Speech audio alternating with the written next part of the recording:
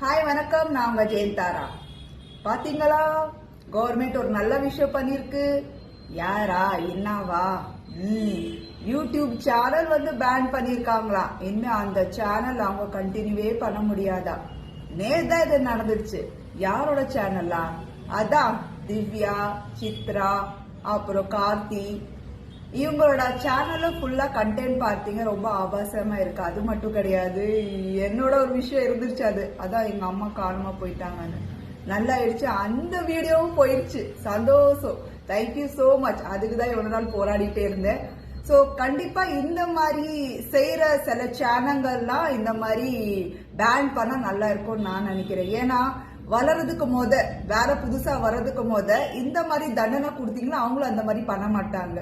ஏன்னா நானும் இதுல எஃபெக்ட் ஆயிருக்கலாம், அந்த எக்ஸ்பீரியன்ஸ் தான் சொல்றேன். நான் பரவாயில்ல, நான் வந்து கவர்மெண்ட்க்கு சில ரிக்வெஸ்ட்லாம் வச்சேன். கண்டென்ட்டா நான் வந்து அப்டேட் பண்ணேன். அதெல்லாம் பார்த்தாங்களா இல்ல பார்க்கலையா எனக்கு தெரியல. கடவுள் பார்த்திருப்பாரு போல. நான் நினைச்ச மாதிரி, நான் கண்டென்ட் கொடுத்த மாதிரி சில விஷயங்கள் நடந்துதான் இருக்குது. அதான் நீங்க பார்த்துட்டு தானே இருக்கீங்க. சோ எந்தெந்த யூடியூபர்ஸ்லாம் இதுல லிங்க் இருக்காங்கன்னா உங்களுக்கு தெரியும். ஏன்னா லிங்க் இருக்கிறவங்க மட்டும் தான் இது பத்திலாம் பேசுவாங்க. தேவையில்லாத கற்பனை. ஏன்னா அவங்களுக்கு பயம். அவங்க மாட்டிக்கிட்டாங்கன்னா அசிங்க அவமானம். ஏற்கனவே வந்து உள்ள போயிட்டுலாம் சில பேர் வந்திருக்காங்க. சோ மீண்டும் உள்ள போனா என்ன நடக்கும்? மீண்டும் சேனல் புதுசா கிரியேட் பண்ணுங்க, நோ ப்ராப்ளம். பட் அதுல எங்களுக்கு கொஞ்சம் சந்தோஷம் என்னன்னா, உங்களை மாதிரி பார்த்து நாங்க கெட்டு போயிடக்கூடாது. சோ நல்ல கண்டென்ட் கொண்டு வாங்க, நல்ல யூடியூபர்ஸா வெல்கம் பண்ணுங்க. அதுதான் என் மெயின் நோக்கமே. உங்களுக்கு அதுதான் நினைக்கிறேன். இதுல மேக்கப் போடுறவங்க, மேக்கப் போடாதவங்க, படிச்சவங்க, படிக்காதவங்க, சின்ன வயசு, பெரிய வயசு, என்ன ஆனாலும் பிளாக் ஒயிட், இதுல வந்து யூடியூபர்லாம் கணக்குல வராது. சரியா? உங்களோட கேரக்டர், உங்க டேலண்ட், உங்களோட எக்ஸ்போசர் தான் யூடியூப்ல வந்து ஒரு நல்ல ஒரு விஷயம். அது வளர்தோ வளரலையோ அது மக்கள் கையில தான் இருக்கு. சோ பேட் கண்டென்ட்ல தான் நீங்க டெவலப் ஆகணும்னா நம்ம நாடு குட்டிச்சோர் ஆயிரும். நல்ல கண்டென்ட்க்கு நீங்க சப்போர்ட் பண்ணீங்கன்னா கண்டிப்பா நம்ம நாடும் நம்மளும் நல்லா இருப்போம். 4 பேருக்கு நல்லது சொல்லலாம். ஏன்னா சில யூடியூபர்ஸ்ல என்ன சொல்றாங்கன்னா, அவங்கள மாதிரி தான் நம்ம செஞ்சாதான் அவங்க கூப்பிடுறாங்க. சோ நானும் நிறைய நெக்லெக்ட் பண்ணிருக்கேன். 1-2 செஞ்சிருப்பேன். ஏன்னா நமக்கு ஃபேஸ் காட்டணும். நம்ம அத்தனை நல்ல கண்டென்ட் கொடுத்தாலும் மதிக்கிறது இல்ல.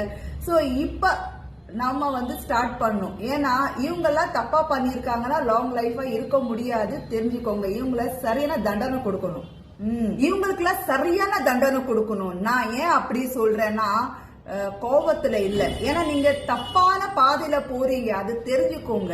அப்ப நீங்க மட்டும் நல்லா இருந்தா போதும், மித்தவங்க எப்படி குட்டிச்சாரம் ஆனா பரவாயில்ல. சொசைட்டி வீட்ல இருந்தா ஸ்டார்ட் ஆகுது. இன்னைக்கு நீங்க பண்றீங்கல்ல, நாளைக்கு உங்க வீட்டுல ஆபத்தா வரும் கண்டிப்பா. அப்ப யாரும் வர மாட்டாங்க. நாங்களும் கண்டென்ட் சொல்லிட்டு போயிட்டே இருப்போம். ஏன்னா படிச்சிருக்கீங்களா இல்லையோ, கொஞ்சம் காமன் சென்ஸா யூஸ் பண்ணி பாருங்க. ஏன்னா உங்களை பார்த்துதான் நாங்களும் வளர்றோம். நாங்க வந்து உங்களை மாதிரி தான் செய்யணும். அப்படி இருந்துச்சுன்னா யார் யார் எப்படி போய் குட்டிச்சோர் ஆயிரும் சொசைட்டியே. சோ அது பாதுகாப்புறது யாரு? நீங்கெல்லாம் பழைய யூடியூபர்ஸ்னா நீங்களாம் எங்களுக்கு குரு.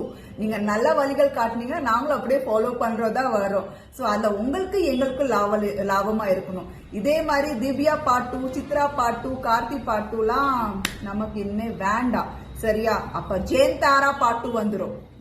So be careful.